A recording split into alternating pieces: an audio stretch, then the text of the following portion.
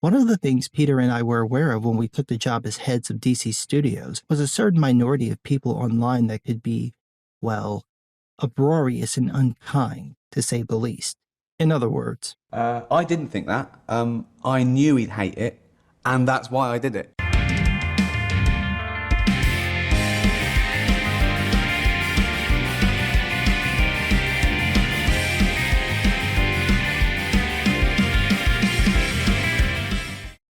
well, it looks like James Gunn didn't like the backlash he got over Henry Cavill's firing. I've seen "Fire James Gunn" trend a couple of times on Twitter, and while I think it's silly, it's also predictable. Cavill has a sizable fan following, but more than that, the way he got done was dirty, and it pissed people off. So they're lashing out at the only person they know behind it, James Gunn. Given Cavill's history with WB, it's possible that Gunn still wanted Cavill as Superman. It's possible that he wanted all the other actors. After all, he had them appear in the Peacemaker show. Maybe the powers that be at Warner Bros. Discovery would only allow a total reboot. We don't know all that information. The issue is how this played out in public, and the way some people responded, which was them losing their mind in record time. So Gunn responded to the backlash by saying, quote, "One of the things Peter and I were aware of when we took the job as heads of DC Studios was a certain minority of people online that could be, well, uproarious and unkind, to say the least. If you wanted to say the least, you could have said assholes." He's not wrong that there are some people who can get testy and take it too far. However, like I mentioned, it's not like the response is coming from nowhere. They're reacting to a very particular thing that probably was done by WB, not Gunn. But now he's the face of DC Studios, so they're targeting him.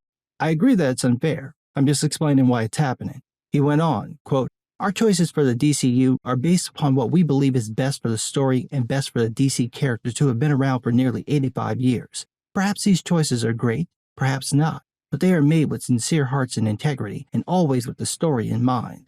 It's not what you did, it's the way you did it." WB brought Cavill back, had him tell everyone that he's back, spoiled his cameo on Black Adam, and then fired him 2 months later. You literally teased the audience with exactly what they've been asking for and then took it away from them in one of the douchiest ways possible. It's a dick move to do him that way. This could have been done behind the scenes. Let him have his cameo, but don't have him make any announcements. My understanding is that the announcements about Man of Steel 2 and Cavill's return came before Gunn and Safran were put in charge, but they're taking over with something probably in the works, so someone at WB knew that it was possible Cavill would get canned. Don't make any announcements if you know things are still in motion. Gunn goes on, quote, "No one loves to be harassed or called names, but, to be frank, we've been through significantly worse. Disrespectful outcry will never, ever affect our actions." Are you talking about when you got canceled for your edgy child abuse jokes? Because, I mean, technically that would be worse, but given the current political state, the politics of many of the people complaining, and their propensity for and excusing of violence, you might not want to remind them. He went on, quote, "We were aware there would be a period of turbulence when we took this gig, and we knew we would sometimes have to make difficult and not so obvious choices, especially in the wake of the fractious nature of what came before us. That one's fair. It's not their fault Warner Bros. Discovery jacked up the previous films. I've said this for years. If WB didn't like Snyder's vision, they should have found someone else to guide the overall feel for the films, told him to tone it down, or just fired him. They could have done this immediately after Man of Steel, before anything else got set up. But for whatever reason, they didn't, and wound up with the tone and look they didn't like, along with letting Snyder set up all the other characters they planned to use, forcing those films to fit within his framework. Gunn and Safran have to follow that mess, and it's really hard to make it work. A retcon using the Flash film could help, but it's not clear what exactly happens in that film, so it may not be far enough. A reboot is a better option, at least from a story perspective, but a reboot will piss people off. The saving grace is the multiverse idea, which WB is embracing, meaning people could have both Gunn's new young Superman and Cavill's Superman. So why not do that? He goes on, quote, "But this means a little to us in comparison to our jobs as artists and custodians in helping to create a wild and wonderful future for DC. Sticks and stones can break my bones, but words will never hurt me. That's why I tweeted about it. Repeatedly. Yes, I'm being petty, I'm enjoying myself, and so are you. That said, I don't see anybody saying that you should care more about people being pissed about Cavill getting canned than telling a good story. It really comes down to the way Cavill was treated by the studio and how he got fired. That doesn't justify people calling for the worst things imaginable to happen to Gunn. That's ridiculous. And the people doing it know, or at least should know, that they're being stupid. Everybody wants a good story. Some of us would like one with Cavill, and it's really irritating that you teased us with getting it for 2 months and then took it away after getting the man to quit his job, no less.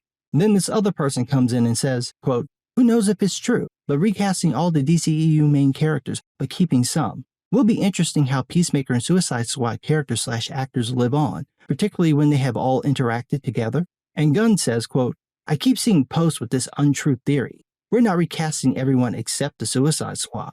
So, are you recasting everyone? What does that mean for the Peacemaker show?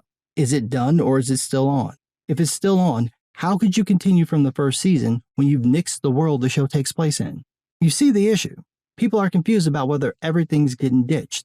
If it is, just say that. If it's not, I would suggest that you stop talking about it until you've made a decision, or really until the last of the Snyderverse films come out, which is Aquaman and the Lost Kingdom, which comes out on Christmas in 2023. Keep it under wraps until then, and that will partly solve this problem. People can speculate, but there won't be any reason for them to pop off because they won't have anything to talk about. The more you talk about it, the worse it gets because y'all haven't announced anything definitive. The other thing is that if you know something isn't going to go over well, you might want to factor that into your statements. If you don't care how people react, or if you want the negative reaction, which is possible and totally fine, then don't run to Twitter to go, I knew you would say that, when they respond with negativity. You knew they would do it, so why are you saying anything? Just bask in their hate. But if you want a more positive reaction, use your words. I can't believe I have to tell this to a writer, but honestly, you know how to word this to lessen the blow. And if you don't, that's why WB has PR people. Call them up. You don't have to go to Twitter and go, well, I never.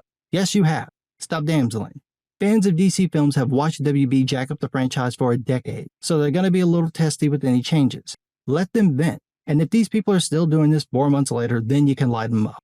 People are going to overreact. It's just what some people do. Let them get it out their systems. Plus, you gotta admit, y'all not handling the shifting of the guard in the most competent manner. This has been a bit of a mess. Cut him some slack. And you might want to call up John Cena to tell him he's fired. But what do I know? I'm just some guy.